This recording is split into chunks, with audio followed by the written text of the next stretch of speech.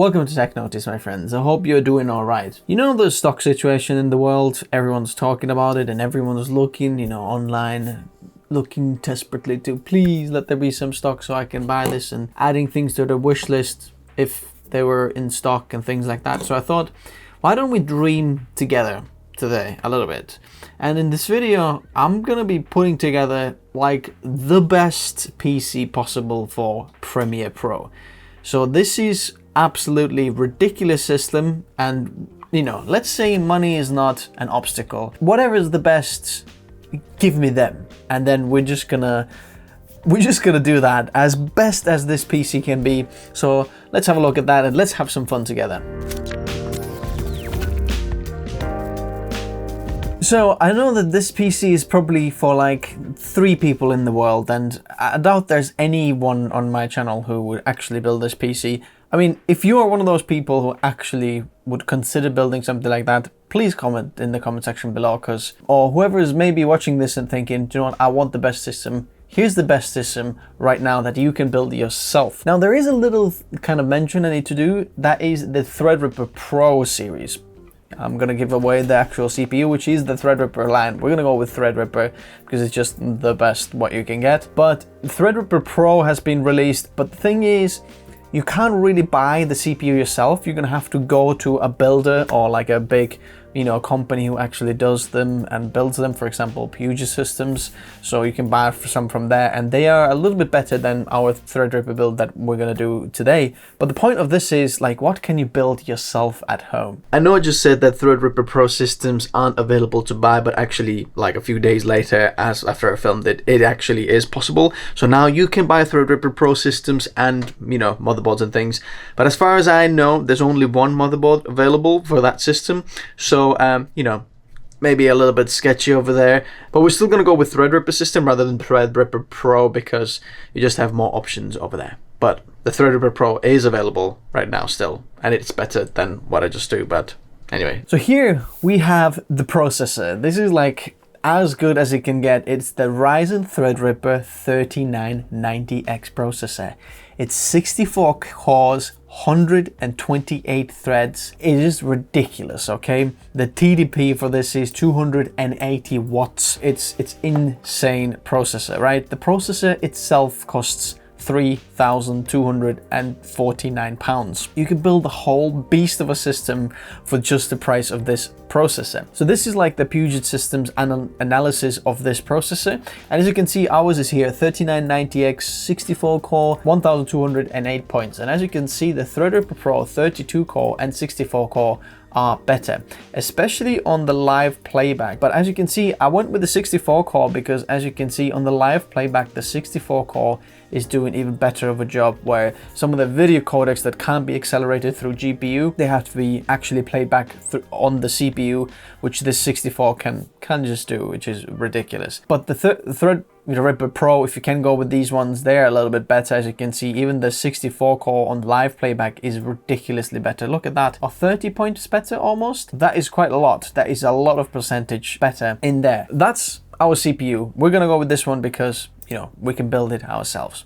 So now we need to kind of cool down the CPU. So what we're going to do then, we're going to use this Noctua NHU 14STR4 cooler. So this is specially made for Threadripper systems. There is not a lot of coolers actually available that you can use for a Threadripper system because the actual CPU is that big, and the usual like size cooler or usual AIOs or air coolers, the actual area that is connected to the CPU is so much smaller. So this one over here, look at that one on the bottom over there. Look how massive that is. Look at that. So it actually connects all the way down to the CPU and cools it down that way. Now, this is a 140mm fan over there, but do you know what? We want 2. We're gonna add another one to those, just because we can. We're gonna add another one so we can have push and pull configuration, get this cool down, as much as we can, so it just runs as cool as possible. But this is probably one of the best coolest for the Threadripper systems. And by the way, Linus uses this on all of his editing PCs, and there is a lot of them. I would use the same as well. I know it's like a poo-poo color brown, but you know what, as long as the performance is good, that'll do. Now let's move on to the motherboard. What is the thing that actually pulls them all together, uses all the parts, and then, you know, makes them work? By the way, I'm gonna leave all the links in the description for the 3 people who might actually consider buying this. I'll leave them down below if you want to check them out. We're gonna be using this motherboard. This is the Gigabyte TRX 40 Aorus Extreme motherboard. Now this motherboard is ridiculous, okay? First of all, it's got 4 NVMe PCIe 4.0 M.2 slots on the motherboard. So actual physical slots on the motherboard. Plus, this motherboard comes with an expansion card of M.2 SSDs, and you can add another 4. So we can have 8 M.2 NVMe's altogether, all PCIe 4.0 speeds. I know what you're thinking. What if we fill them all with PCIe 4.0 as much as we can with the fastest drives? We're gonna get to that in a moment. Also, there is 2 10 gigabyte Ethernet ports or LAN ports built in. Whoever's building this, I know they're gonna be most likely editing on NAS systems. So there you go, there we are. There are not that many USB ports. We have 4 USB 3.2 ports, another 4 USB 3 ports, they're USB-A ports. So there we go, 1 USB-C port, that's it really, plus all the case. But the most thing is that we're gonna get loads of NVMe storage, plus all the PCIe lines over there are full-size X16 slots, PCIe 4.0 slots. So if you wanna fill them with whatever, you know, we're gonna fill most of them, you can do that. And all of them are spaced equally. So if you wanna put actually 4 GPUs in there, you actually can. We're gonna be using a little bit less, but very overkill. So this is the motherboard we're going to be using. Everything you need is on this motherboard. That one costs £800. Like, you can get a whole PC system built for that one price of motherboard, but that's what we're going to be using. So as you can see, there is also 8 slots of RAM, and because there's 8, we're going to fill all the 8. Why not? We're going to fill it with the maximum capacity of this Threadripper system, which is 256 gigabytes of RAM. I doubt anyone's gonna need that much, but why not? Let's just fill it.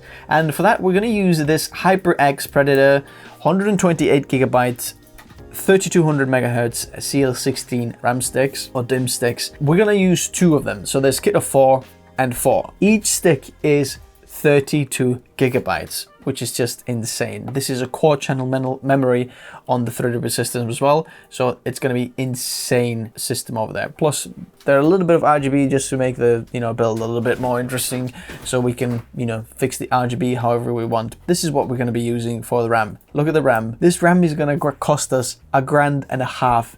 That's pounds, British pounds. If you're wondering how much this costs in the US, the links, if you click on the links, you'll see the links in like the prices in the US, but this is how much this costs in the UK. So that's absolutely insane. We've got 8 slots of M.2. Okay, so what should we do? In terms of Premiere Pro workflow, what would be the best possible is we're gonna have one for the OS drive and programs. So that's where, you know, our Windows will run on, as well as Premiere Pro and all the other Adobe products or whatever you're using. We're gonna use one for that. Then we're gonna use another one for the projects where you actually store, you know, your project. You have all your video files and you're working on the project. You're gonna be working on one. Then we're gonna use another one for cache and dumping drive, where just temporary files will be sorted. So that's where that's going to be one. And then we're going to use one for where you export all the things and where everything will be exported. Okay, does that make sense? So now we're going to use 8 2 terabyte NVMe drives. These are PCIe 4.0, so as fast as they can go. But how we're going to configure is this. Look at that. We're going to be using this Western Digital 2 terabyte NVMe drive, 7,000 megabytes read and like 5.3 thousand megabytes write speed. They're insane. But we're also going to be kind of putting them together and rating them together because we only need 3. The one for the OS, we're just going to leave 2 terabytes. The one for our projects is 2 terabytes, but 2 terabytes might be small. You know, you're going to be working on a massive movie. We're going to put 2 of them in a pool together, just like a normal drives together, so there will be 4 terabytes of this same memory, and then another one will be like the temporary files then over there, and that will be the 4 slots on the motherboard. Okay, workflow like that. Then the other 4 slots on our actually expansion slot, we're gonna put them all into a pool just for exports. If you want to you know, quickly export or store some of the bigger files in there, we're gonna have 8 terabytes of NVMe storage, and super fast. I mean, we're talking about 7,000 megabytes per second read speed and 5.3 gigabytes per second write speed. So they will be all pooled together, so you're gonna have like a big export drive of 8 terabytes of super fast NVMe storage. Why not? That's gonna cost us a few grand, but just because we can, right? So now, in terms of GPU, what are we gonna use? You're probably thinking RTX 3090 and maybe 2 of them, right? But what if there's something better? And you're thinking, I didn't know there was something better. Well, there kind of is. There's something called NVIDIA Quadro cards, but the Quadro cards kind of got the name Quadro, it went down, and now it's called A6000 or A cards. RTX A6000. So basically the GPU what we're using is this one, NVIDIA RTX A6000 card, and this one over here. This card on its own costs £4,350, and we're going to use 2 of them. Why not, just to put them together? So what are some of the specs of this card? We have 48 gigabytes of RAM, video memory on one of the cards. So we have 2, so we're going to have 96.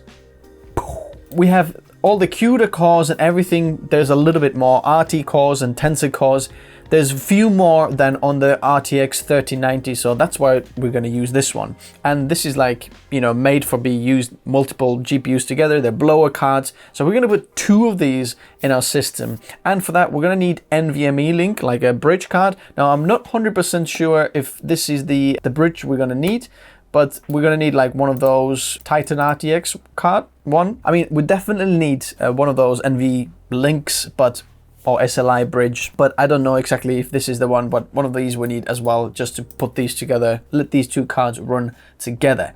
And as you can see over here, Premiere Pro analysis, the RTX Quadro 6000, that was previous cards, this A6000 is quite a bit better, you know, over 10% better, 10 to 15% better, and that is good enough for us. Now, does it actually matter if you have 2 of these cards in your system or not? To be honest, most likely you're not going to see a difference, because the actual Premiere Pro doesn't scale so well on multiple GPUs. Just in case, you know, we're just going to put them in there if you use DaVinci Resolve as well. So next of all, we're going to need a power supply that will handle all of these power. Now, our GPUs are 300 watts each. That's 600 watts. Plus, we're going to have the motherboard. That's quite a few watts as well. We're going to have the CPU, which is a bit. So what is like the best we can get, just to be safe, and you know, just put like the best out there. What you can get is 1600 watts EVGA Supernova T2 80 plus titanium PSU. I don't know if this is an accurate pricing over here, you know, what it should be. It's down from £1,176. I doubt that ever sold that much, I don't know, but this should be well enough for our needs. Now look at that. You can put 1, 2, 3, 4, 5, 6, 7, 8, 9 8-pin PCIe powers for graphics card. So in theory you could run 9 of them, 9 of some of the cards, but anyway, this is what we're going to be using. 2 CPUs over there as well, 1 motherboard, and then SATAs and peripherals over there if we need that. So next of all, what's the case? We're going to put all of these components together. We're going to use, I thought, something like stealth looking, not too like gamey, not too like, whoa, mental all over the place, unicorn bomb type of cases. Just something black, okay. This might not be the best airflow over there, but I think it's quite all right, because quite a lot of, you know, if you hear my kids downstairs, yeah, they're just crying. But quite a lot of builders for like workstation systems use these cases. There's quite a bit airflow on both sides and then on the bottom as well. So you're going to get quite a bit of front airflow, but all of our system is going to be in this case. But to make the airflow even better, we're going to be adding a few fans, and you know, just to get like the best one. 3000 RPM Noctua 140mm fans, just to blow as much air through as possible. We're gonna put one of them in the back and then 3 of them in the front.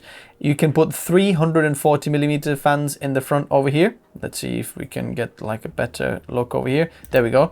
There's 2 installed, but there's actually one in the bottom as well that you can put over there. Well, that's what the specs anyway say. So we're gonna put 3 in the front and then 1 in the back. We're gonna have 4 of those Noctua fans in there. Then just to reuse or recycle the actual fans that are already built in there, we're gonna add them on the top over there for exhaust, so they will blow the air out. The top of the case can also have like this, you know, like a vent rather than a solid cover. So we're just exhausting as much air through as possible because our CPU is air cooled, and you know, our blower cards would be good to have some cool air coming from the front as well. So now, how much does this system cost all together? Let me just make this available over here so I can copy this. So I've made this black over there, but let's copy this somewhere. So this one over here, let's copy it. Boom. £18,399. You're thinking, I could buy a car for this. This is like a house deposit. This is how much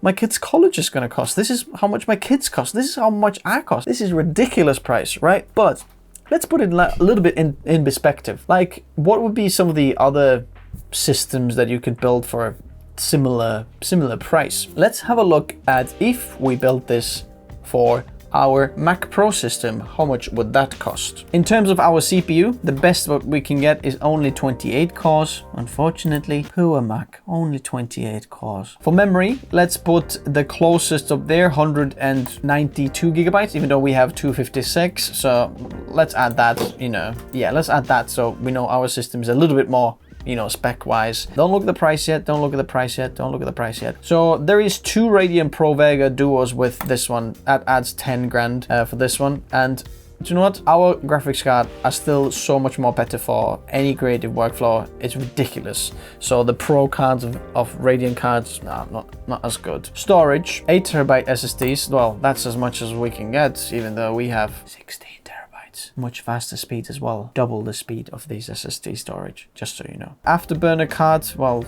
don't really need that. Wheels, Magic Mouse, trackpads, no, that's it. So look at that one. For our Mac, we're spending £28,000.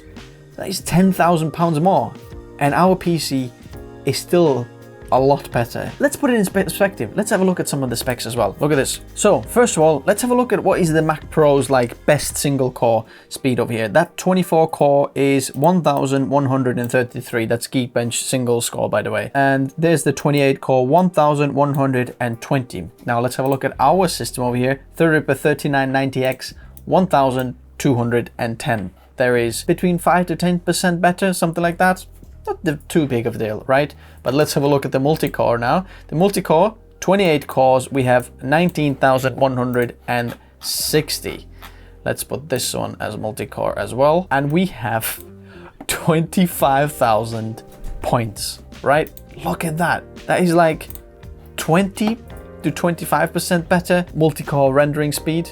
That is absolutely ridiculous. So anyway, this was just this video where we had a little bit of fun. Let me know in the comment section below, what changes would you have made if you would have made any changes? But this is what I would have done. This is the system I would have been put together, and it would have run quite happily anything you kind of throw at it in Premiere Pro. This would be kind of like a movie production PC. So anyway, I'll meet you in the comment section below. I'll meet you down there. Let me know your thoughts, what you're gonna think. If you're gonna be one of those who actually might build this one, let me know if you'd be interested. Anyway, like this video if you found it helpful. Leave a like, that actually makes a massive difference. Subscribe if you haven't already, and shut up Facebook. I'll see you in the next video. Thanks guys for watching. I'll see you soon. Bye bye.